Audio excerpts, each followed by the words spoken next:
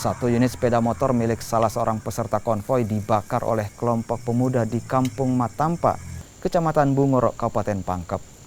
Aksi ini dilakukan sebagai reaksi balasan yang dilakukan peserta konvoi yang diduga menyerang kelompok pemuda di Kecamatan Labakang, Pangkep.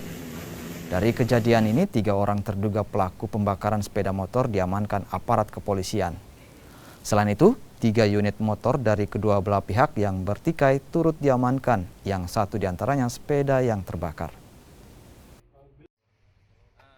Pada saat rombongan atau konvoi kendaraan yang dari Kecamatan Labakang menuju Kampung Matampa, mereka melakukan penyerangan terhadap anak-anak Matampa. Dari situ ada reaksi daripada anak-anak Matampa untuk melakukan pembelaan diri atau serangan balik kepada mereka.